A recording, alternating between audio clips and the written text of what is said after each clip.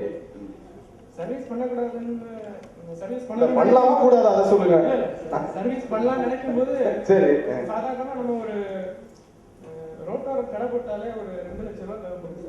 ஓ அப்படி, சரி sir, okay. இதுக்கு வந்து ஒரு மாசம் அமௌண்ட் தேவைப்படும். ஓகே. என்னுடைய சிறிய தந்தை மிஸ்டர் சையத் அவர்கள் வந்து எந்தவித எதிர்பார்ப்பும் இல்லாம எனக்காக 5 லட்சம் ரூபாய் செலவு பண்ணி. இல்ல அதாவது உண்மையிலே அவர் அந்த சாருக்கு வந்து ஐயாக்கு ஒரு கை தட்டுவோமா? ஏன்னா அந்த நம்பிக்கை, ஏன்னா யாரா இருந்தாலும் சரி, நம்ம எதுக்கு இதை சொல்றோம் அப்படின்னா, நம்ம வீட்டுல இருந்து ஒரு பிள்ளையை வந்து நம்ம வளர்த்து விட வேண்டிய ஒரு பணியை வந்து நம்ம செய்யணும். மாண்புமிகு நீதியரசர் அவர்கள் வந்து வருகை தந்துள்ளார். அனைவரும் உற்சாக கரவல் இருக்குமாறு அன்போடு கேட்டுக்கொள்கிறோம். எந்தவித எதிர்பார்ப்பு எனக்காக 5 லட்சம் ரூபாய் செலவு பண்ணி தாம்பரம் வெஸ்ட்ல எனக்கு ஒரு ஆபீஸ் போட்டு கொடுத்தாங்க. ஓகே, சரிங்க சார். சரி, என்னோட அருளால இப்போ நான் நல்லபடியா இருக்கேன். ஓகே. இப்பவும் அவர் எந்தவித எதிர்பார்ப்பும் இல்லாம தான் என் கூட இருக்காரு. அவர் வந்து கன்ஸ்ட்ரக்ஷன் பண்ணிட்டு இருக்காங்க. ஓகே. அவருக்கான டிசைன்லாம் இல்ல, அதாவது இப்போ நம்ம இந்த தம்பின்னு சொல்ல முடியாது, இந்த இன்ஜினியர், ஏன்னா நம்ம தனியா பார்க்கும்போது தம்பின்னு கூட கூப்பிடலாங்க. இன்ஜினியர் சார் சொல்லும்போது பாத்தீங்கன்னா அவருடைய சிறிய தந்தையார் வந்து பாத்தீங்கன்னா பெரிய பெரிய உதவிகளை செஞ்சிருக்காரு. நாம வந்து எப்பவுமே என்னன்னா, நம்ம சுத்தி இருக்கிறவங்களுக்கு வந்து ஏதாவது ஒரு அட்லீஸ்ட் உதவி பண்ணணும். அட்லீஸ்ட் நம்ம உறவினர்களுக்காவது உதவி செய்யக்கூடிய, நம்ம சிஸ்டர் வந்து பேசும்போது சொல்லிட்டு போனாங்க, உதவுங்கள் அப்பொழுது வந்து உங்களுக்கு உதவி வரும் அப்படின்னு வந்து ரொம்ப அழகா வந்து சொன்னாங்க. அதுபோல உண்மையிலே பாராட்டணும். ஏன்னா நம்ம யாருக்காவது ஒருத்தருக்கு வந்து கை தூக்கி விடக்கூடியவர்களாக இருக்கணும். ஏன்னா நம்முடைய வாழ்க்கை என்பது ஒரு 55 வயசு 60, 65, 70 தொடுகின்ற பொழுது நம்ம அப்படியே ஸ்டாக்னன்ட் ஆகிடக்கூடாது. அடுத்து இன்னொருத்தரை வந்து நம்ம வந்து கை தூக்கி விடுகின்ற பொழுது அவருடைய வாழ்க்கை வந்து சிறப்பாக இருக்கும் என்பதை வந்து அவர் ப்ரூவ் பண்ணியிருக்காரு. சரிங்க சார், உங்க எதிர்கால லட்சியம் என்னங்க சார்? இப்பொழுது சென்னையில மட்டும் இருக்கிற ஆபீஸ் வந்து, சென்னையில மட்டும் இருக்கக்கூடிய அலுவலகம் வந்து தமிழ்நாடு முழுவதும். ஓகே, எல்லாருமே உற்சாக கரவல் எழுப்புவோம். Very good sir. தமிழ்நாடு முழுவதும் வந்து நீங்க வரணும். சரிங்க சார், நிச்சயமாக நீங்கள் எதிர்பார்க்கின்ற உயரத்தை இன்னும் அதிகமாக வந்து இறைவனுடைய அருளால வந்து உங்களுக்கு கிடைக்கும் என்கிற நம்பிக்கை எங்களுக்கு இருக்கு. அதுக்கான முயற்சி, துடிப்பு, இளமை, அறிவாற்றல் ஓரளவுக்கு இல்லை, நீங்க அறிவாளி தான். நீங்க ஏன்னா நீங்க பேசும் ஓரளவுக்கு நீங்க யூ ஆர் எஃபிஷியன்ட், கேப்பபிள், உங்களுக்கு எல்லா கெப்பாசிட்டி இருக்கு. டெஃபினெட்லி நீங்க வந்து அச்சீவ் பண்ண முடியும். உங்களுக்கு நிறுவனத்தின் சார்பாக வாழ்த்துக்களையும் நன்றியும் தெரிவித்துக் கொள்கிறோம். நன்றி சார். சார் வணக்கம் சார், எப்படி இருக்கீங்க? நல்லா இருக்கு சார். மாலைக்கும் எனது மாலை வணக்கம். நான் திருநெல்வேலி மாவட்டம் தென்போடி அமைந்துள்ள ஒரு கிராமத்தைச் சேர்ந்தவர். அதாவது எங்கள் ஊர் ஒரு விவசாய ஊர். சுமார் 2000 வீடுகள் கொண்ட விவசாய ஊர். நான் பரம்பரையில் ஒரு விவசாயி. கன்னியாகுமரியிலிருந்து சுமார் ஒரு 15 கிலோமீட்டருக்குள் அமைந்துள்ள ஒரு கிராமம். எனது தகப்பனார் பெண்கல்வி மறுக்கப்பட்ட காலகட்டத்தில், அதாவது 1937 மார்த்தாண்டம் இந்து பெண்கள் தொடக்க பள்ளி என்ற ஒரு பள்ளியை ஆரம்பித்தார். அவர் ஒரு பெரிய விவசாயி. நான் என்னோட பிறந்த இது மொத்தம் நாங்கள் 8 பேர். அனைவரும் கிராஜுவேட். ஒரு அண்ணன் கல்லூரி முதல்வர், ஒரு அண்ணன் இன்ஜினியர், என் தங்கை டாக்டர். நான் மட்டும் படிக்கவில்லை. வேந்த கல்லூரி கன்னியாகுமரியில் பிசி படித்துக் கொண்டிருக்கும்போது என் தந்தை இறந்து விட்டார். ஆனால் அவர் நான் படிக்கவில்லை என்றாலும் என்மேல் ஒரு நம்பிக்கை வைத்து அந்த பள்ளி அவர் நடுநிலை பள்ளியாக்கி என் மகன் இளையவனுக்கு தான் அந்த பள்ளியை கொடுக்க வேண்டும் என்று அந்த பள்ளியை என் அண்ணன் மூலம் எனக்கு அந்த பள்ளியை எழுதி வைத்து விட்டு சென்றார். சார், உங்கள் தந்தையார் செய்த ஒரு பணிகள்லாம் சொல்லியிருக்கீங்க சார். இன்னைக்கு வந்து நீங்கள் செய்யக்கூடிய பணி என்ன சார்? நான் விவசாயியாக இருந்து கொண்டு 1981 இந்த பள்ளியை உயர்நிலை பள்ளியாக தரம் வைத்தினர். உயர்நிலை பள்ளியே கொண்டு வந்திருக்கீங்க. ஆமாம். Okay sir. எய்டட் ஸ்கூலுங்களா சார்? அரசு உதவி பெறும் பள்ளி. சரிங்க சார், ஓகே. அவர் நம்ம நம்பிக்கை வைத்து இந்த பள்ளியை நமக்கு தந்ததினால் இந்த பள்ளியை மேல்மேலும் வளர்க்க வேண்டும் என்று அந்த உயர்நிலை பள்ளியை நல்ல முறையில் நடத்தியதால் சுமார் 5 தடவை நாங்கள் அதில் சென்று ரிசல்ட் காட்டினோம் கிராமப்புறத்தில். வாழ்த்துக்கள். எல்லாருமே கேட்கறாங்க, உற்சாகப்படுறாங்க. Very good. அதன் பின்பு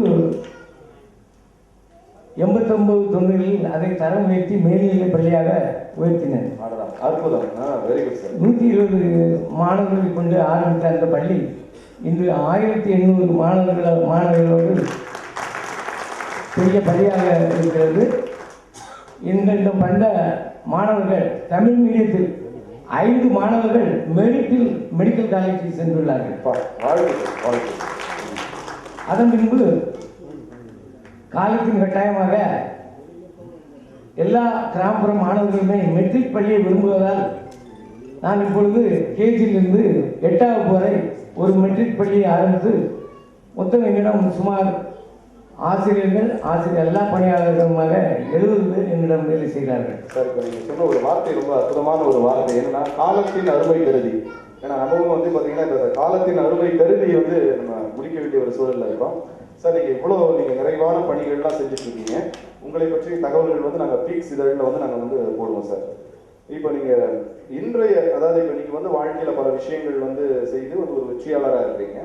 இன்றைக்கு வந்திருக்கக்கூடிய இளைஞர்களுக்கு வாழ்க்கையில வெற்றி பெறுவதற்காக வந்து ஒரு 3 டிப்ஸ், ஒரு ஆலோசனை கொடுக்கணும்னா என்ன தேவைன்னு சொல்லுவீங்க சார்? முன்வைப்பீங்க. அயராத உழைப்பு. ஓகே. தன்னம்பிக்கை,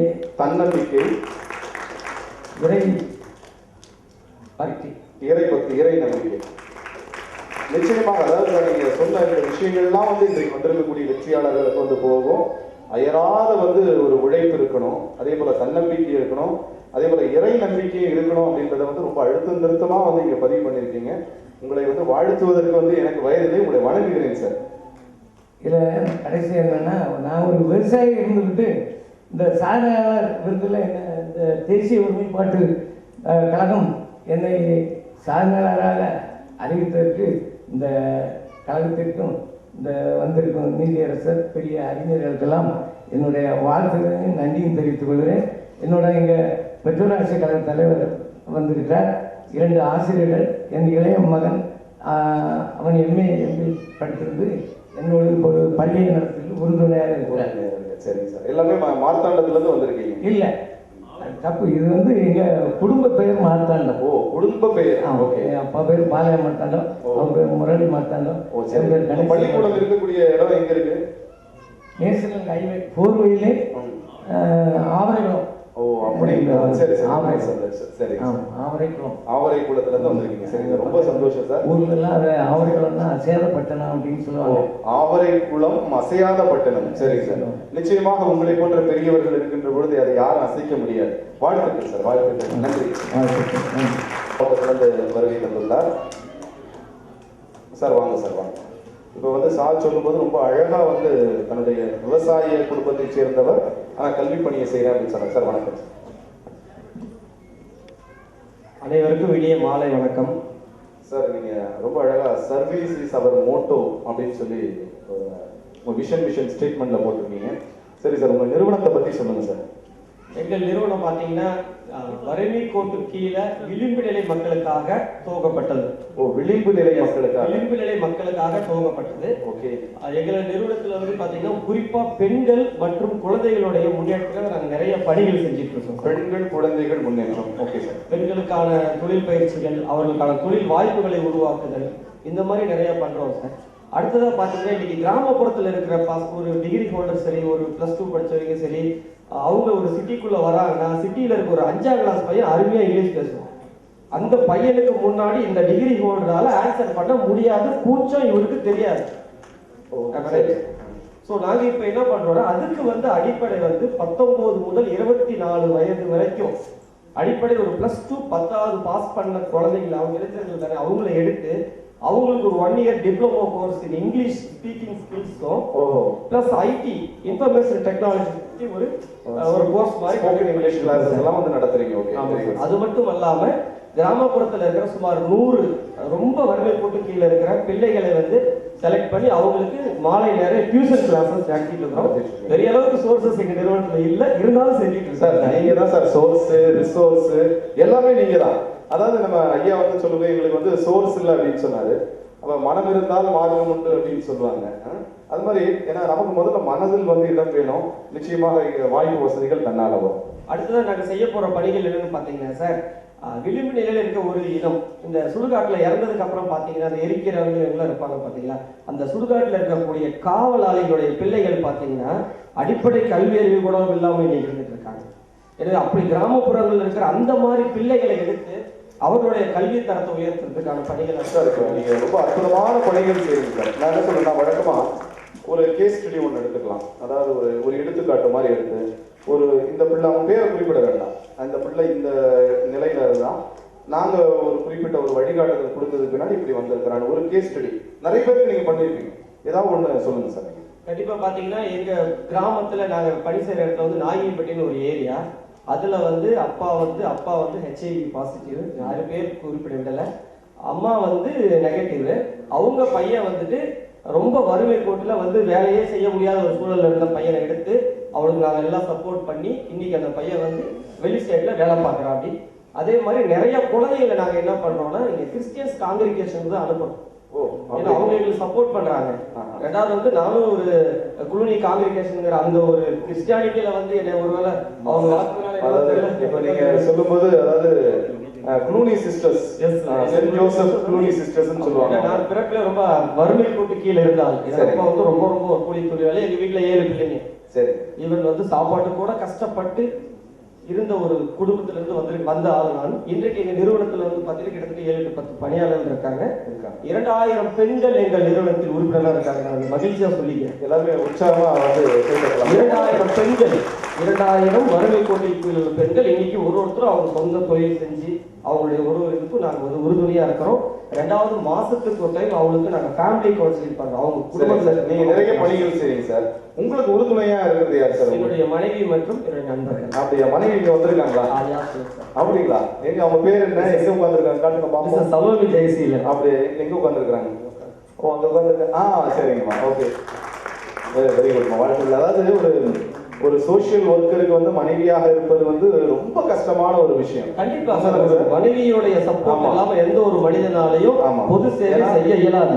பொது சேவை செய்யறது வந்து சாதாரண ஒரு விஷயம். உங்களுக்கு உறுதுணையாக உங்க மனைவி இருக்கிறாங்க அப்படின்றது ரொம்ப சந்தோஷமான ஒரு விஷயம் சார்.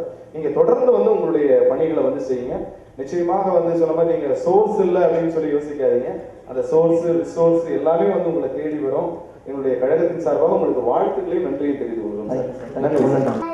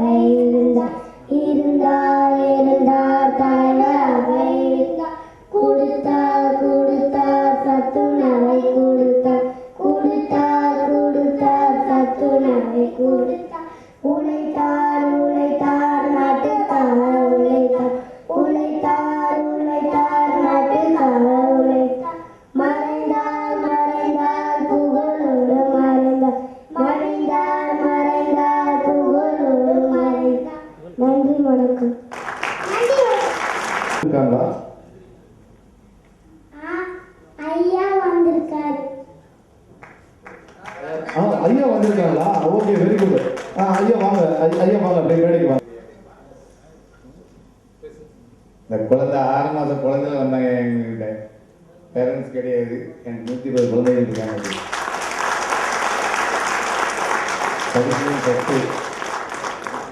எல்லாத்தையுமே என்ன பார்க்கணும்னு சொல்லுங்க, கிளீனாக எல்லாம் ஒரு டைம் சொல்லி கொடுத்து அப்படியே மெமரி பவர் வந்தாங்க. உங்க நிறுவனம் எங்க, எந்த இடத்துல சார்? அன்னை பாரத மாதா, ரெடில்ஸ் அன்னை பாரத மாதா. ரெடில்ஸ்ல வந்து அன்னை பாரத மாதா அப்படின்னு சொல்லி. சரிங்க சார். இப்போ இது வந்து நம்ம உங்க நிறுவனத்துல சார் இப்போ பேரண்ட்ஸ் வந்து இப்போ 2 பேரண்ட்டுமே பெற்றோர்கள் முழுமையா இல்லாத பிள்ளைங்கள தான் எடுக்கிறீங்களா, இல்லை ஒரு பேர்? பேரண்ட்ஸ் இல்லாத குழந்தைகள் இருக்குமா? பேரண்ட்ஸ் இல்லாத குழந்தைகள் முழுமையா அப்பா அம்மா 2 பேருமே இல்லாத பிள்ளைகளை மட்டும் எடுத்து பண்றீங்க. சரிங்க சார். இந்த நிறுவனத்தை எப்போ நீங்க ஆரம்பிச்சீங்க சார்? 2004 ஆரம்பிச்சேன் சார். ஓ, 2004 வந்து ஆரம்பிச்சீங்க. சரிங்க சார். இப்போ நீங்க எப்படி வந்து இப்போ நடத்திட்டு இருக்கீங்க? உங்களுக்கு வந்து சப்போர்ட் உதவிகள் எல்லாமே கிடைக்குதா? என்னுடைய தொழில் நான் தொழில் பண்ணிட்டு சார் இங்க நீங்க தனியா நீங்க என்னுடைய பிஸ்னஸ் இருக்குது, என்னுடைய தொழில் வருமானம் இப்போ பப்ளிக் நீங்க என்ன பிசினஸ் பண்ணிட்டு இருக்கீங்க சார்? லேண்ட் பிஸ்னஸ் பண்ணுறேன், வாட்டர் சப்ளை பண்ணுறேன், ப்ரொவிஷன் ஸ்டோர் இருந்தது, ப்ரொவிஷன் ஸ்டோருக்கு க்ளோஸ் பண்ணி பண்ணுறேன். அதாவது உங்களுக்கு வரக்கூடிய வருமானத்தையும் அதே போல பொதுமக்கள் உதவியும் வந்து நீங்க அதை வச்சு நீங்க இந்த நிறுவனத்தை நடத்திட்டு இருக்கீங்க. சரிங்க சார். இங்க வந்து நம்ம எத்தனையோ வெற்றியாளர்கள் வந்திருக்கிறாங்க, தொழில் முனைவோர்கள் வந்திருக்கிறாங்க. இவங்க கிட்ட நீங்க சொல்ல விரும்பக்கூடிய கருத்து என்ன சார்? 4 பேருக்கு நல்லது செய்யணுங்கிறது தான் என்னுடைய எண்ணம். இல்லை என்ன பேசுறதுன்னு ஒன்றுமே தெரியல. அதாவது நிறைய செய்கிறவங்க வந்து அதிகமாக பேச மாட்டாங்க. அதாவது ரொம்ப நிறைவான பணிகள் வந்து செய்யக்கூடியவங்களுடைய வார்த்தைகள் வந்து ரொம்ப ரத்தின சுருக்கமாக இருக்கு. அவங்க 10 பேருக்கு வந்து உதவி செய்யக்கூடியவங்களா இருக்கிறாங்க. இதெல்லாம் வந்து ரொம்ப நெகிழ்ச்சியான ஒரு நிமிடங்களாக வந்து இருக்கிறத பார்க்குறோம். உண்மையிலே வந்து ஒரு மன மகிழ்ச்சியா இருக்கு, அதே நேரத்தில் கொஞ்சம் வருத்தமாகவும் இருக்கு, கொஞ்சம் சந்தோஷம் எல்லாமே கலந்து இருக்கிறத பார்க்குறோம். சார் உங்க ரெடில்ஸ்ல இருக்கக்கூடிய அந்த உங்க நிறுவனத்துடைய முழு முகவரி வந்து கொஞ்சம் சொல்லுங்க சார். அன்னை பாரத மாதா 5/123 சுப்பிரமணிய பாரதியார் ஸ்ட்ரீட், மொண்டியம்மன் நகர், ரெடில்ஸ், சென்னை 52. சரிங்க சார், நன்றிங்க சார். நன்றி. அதாவது ஈஸ்வர் அவர்களை மேடைக்கு வருமாறு அன்போடு கேட்டுக்கொள்கிறோம். மகிழ்ச்சியான தருணம் இது. என்னுடைய நிறுவனம் ஓராண்டு முடிந்து 2ஆம் ஆண்டு தொடக்கத்தில் தேசிய ஒருமை கலை பண்பாட்டு கழகத்தினுடைய விருதோடு தொடங்குகிறது. அதற்கு எங்கள் நிறுவனம் சார்பாகவும் எங்கள் நிறுவனத்திலே பணிபுரிகின்ற ஒவ்வொரு தொழிலாளர்களின் சார்பாகவும் நன்றி தெரிவித்துக் கொள்கிறோம். சார் நீங்க அதாவது quick and safe intelligence private limited அப்படின்னு வழக்கமா அந்த இன்டெலிஜென்ஸ் லிமிடெட் நடத்தக்கூடியவங்க வந்து பாத்தீங்கன்னா ஓய்வு பெற்ற ஒரு காவல்துறை அதிகாரியா இருப்பாங்க, இல்ல ராணுவ வீரர்களாக இருப்பாங்க. நீங்க உங்களை பத்தி சொல்லுங்க சார். உண்மையிலே